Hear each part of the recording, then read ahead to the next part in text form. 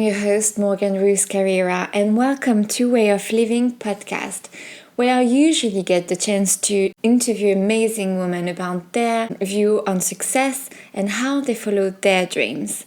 But today is going to be a little bit different, and in this episode, I'm going to be the one talking and telling you about my views on success and how I followed my dreams. I really hope you enjoy, and please don't forget to subscribe. So to start with, I'm actually going to tell you a little bit about my background. So I arrived here in 2010, it was like 9 years ago, and I came in London to learn English because I came all the way from France and I did not know how to speak English or have like a good conversation. And I was supposed to stay here for only 9 months. And I actually decided to stay for what I thought was love. Move forward a few years later, I actually had to leave this relationship, which was very violent and toxic. And so I left and I wasn't alone anymore. I had a tiny mini me with me. So I left with my newborn baby, no savings, new life, motherhood for the first time. It was very scary, but I had very good friends around me, so that helped. And after a year and a half, I was thinking to actually change the career that I had before my daughter, which was in hospitality. So I was restaurant managers and pubs, and which was not really going to be possible to do as a single mother without any family members around me. So as I always wanted to go back to university, because when I was back in France, I never really finished a degree. I tried international business, I tried sales, whatever it was, but I never actually finished anything because I always got bored. But when I had the little one, I realized that, okay, now I can't just throw away stuff. I have this little thing, this little human who is counting on me, so I need to think about her, what I really wanted to do for a career. And I always wanted to become a journalist and tell people stories. So I decided to go back to university and study journalism. Yes, I did study for 3 years with a kid on my laps, working so hard. And a lot of people say, oh my God, how you do it? How did you do it? I'm not the only one. I'm not the only single mom or mom out there going back to university. I think, I'm lucky that I had only one child. Some moms have a bunch of kids. Like I know that there was this mom, she had 3 children. Maybe they do have family, maybe they have a sister that can look after the children or whatever. But I think I was lucky that I was able to actually study and have one kid and that kid, because I remember, so she was almost two when I went back to university, and I remember editing videos and she was on my laps, either eating her yogurt or finishing dinner or whatever, waiting for me to put her to bed. And I used to do it. So I think, I was actually lucky in that sense. And I think the UK has a great support system for single mothers. I was actually, again, lucky to have made that decision to go back to university. When I've been here already 5 years, I was actually able to ask for student loans and all those student finance help. So without this, I would have not been able to actually have this degree. It was 3 years ago and I graduated this summer. I'm really happy with that. And here I am. So the first question I'm going to answer is why podcasting?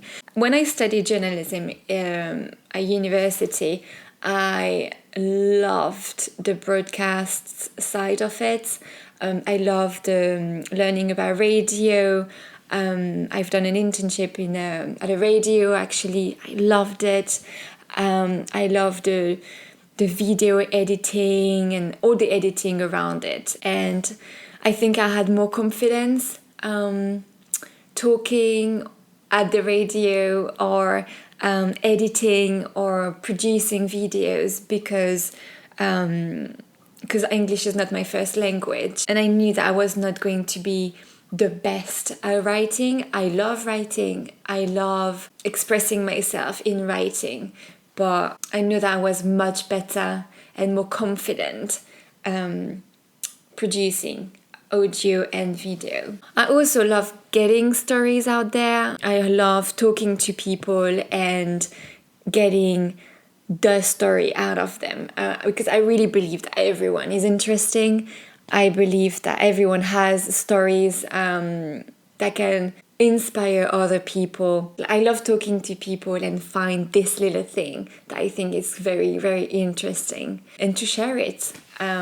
Journalism is all about sharing. The next question I'm going to answer is how motherhood impacted my life. I think, so before my daughter, I was a very free-spirited girl. I actually was going out a lot. I was partying a lot. I love traveling, so I was working quite a lot as well just to afford my travels. Didn't do enough though.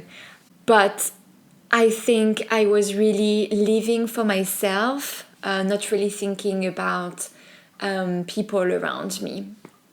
And I think since I had my daughter, and I think since I became a mother, I changed this perspective on life. I have someone else to think about when I make decisions. And I actually don't make any decisions without thinking about her first.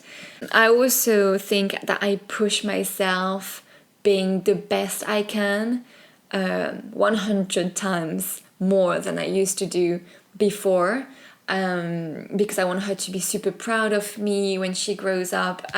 I want to be a very good role model for her, and I think I need to not only support me, I have to support this little human at the same time.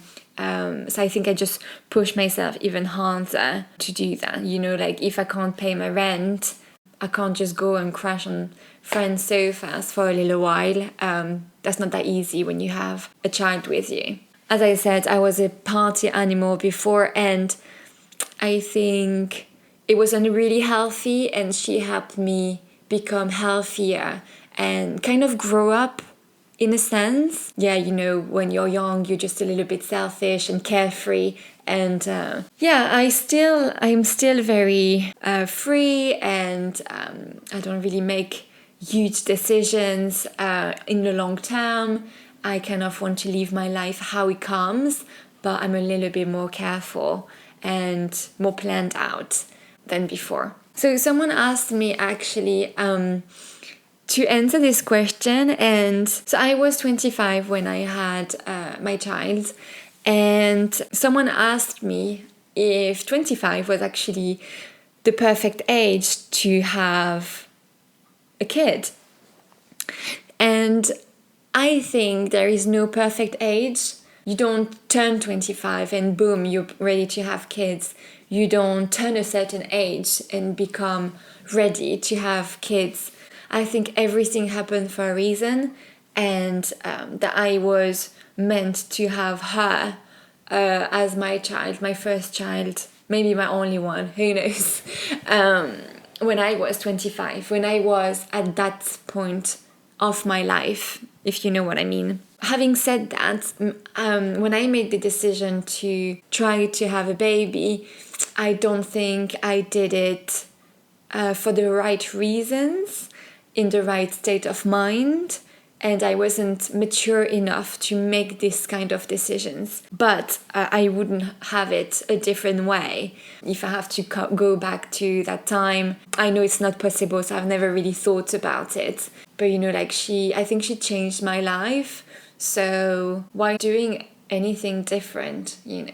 Oh, and as well, because of her, I actually got out of that toxic relationship sooner than I would have done, I think, because I tried to get out of this relationship for years before. And when you have someone gaslighting you and someone who have this impact on you, it's really hard to get out. But I think when I had this little baby in my arms and home wasn't really the home that I wanted, she gave me this courage to actually be strong and leave. And I knew that everything was going to be okay, because I was going to take care of her no matter what, so everything was going to be okay. The next question. So what advice would I give my 17-year-old self? That's an interesting question. So I would say, believe in yourself. I'm actually giving this advice to myself right now. Still, I wish that I would just know then that it's okay to be proud and to believe in yourself and your capacities, because I think if I did at the time, I would right now when I'm 30 believe in what I can do, what I can achieve. Yeah, so that I will give this advice. I grew up with someone telling me, oh, you're so proud, when I had no confidence whatsoever inside my body. And I wasn't proud of anything, but every time I had like a little moment of glory, oh my god, like I love this shirt on me, or oh my god, I finally had an A+. Well, that was not okay. I was not supposed to feel this way, and it was ugly to be so proud. I think it's okay to be proud of who you are and how you look, how you sound, and it's okay. It's not a bad thing to be proud. So I would say as well to my 17-year-old self, don't try to please everybody, because this is how you will get hurt, because there is always going to be someone who is not happy with what you're doing or what you're saying, and you will feel disappointment if they say this to you. I think not everyone wants the best in you. So yeah, I think just try to please yourself, because spending time and energy in thinking about, okay, this person, what would this person want from me? Or what would this person expect from that situation? Well, this is time, not spending thinking about you. What would I expect from that situation? Or what would I think if I done this? So I think, yeah, be softer on yourself as well. It's okay. I know that I'm super hard on myself. When I make a mistake, when I fail at something, I'm learning every day how to be softer. And I think when I was a teenager, if I would have been just a little bit softer and listening to my feelings a little bit more, that would have been easier. So when I was 17, this is when I actually started having an eating disorder. I worked on it very hard, and this is something, if I actually was a bit softer on myself, and if I believed in myself, and if I was a little bit prouder, maybe that's something that I could have avoided. So how do I view success? Do I feel successful? I think, success is something very broad. We each have our own views on success and our own goals to be successful. I think so far in my life I have been successful. Everything I started, or everything I've wanted to do, I've done it. I wanted to save X amount of money in 3 months to travel for a month in South Africa. I did it. I worked really hard. I had 3 jobs at the time, but I did it. I wanted to pass my driving test in the summer while I was not at uni, and I did it. In 3 months, I passed my driving test. I graduated this year, and right now it's really hard for me to say that I'm successful, because, as I said, it's an ongoing thing, and I haven't reached my next goal yet. And sometimes, through get to it. It's very hard. You have very hard times. Yeah, it's difficult, but you have to believe in it and remind to you, okay, why do I want to reach that goal? How can I go there? You'll have bumps in the road. It's okay. This is life. But I think, yes, in life, I am successful. I wish I could be a little bit better, but I can change that. I don't have a lot of friends, but I think I have a very close friendly.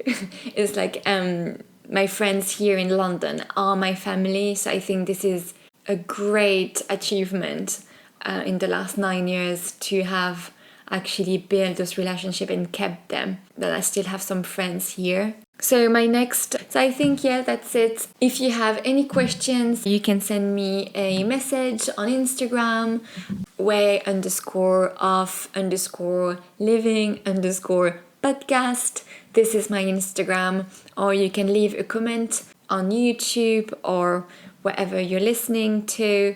I really hope that you enjoyed this podcast. It was not too boring. I made it short, so it's not too boring. And I hope you tune in next time for the next podcast. I have great ideas and great episodes coming up. So yeah, thank you. Bye.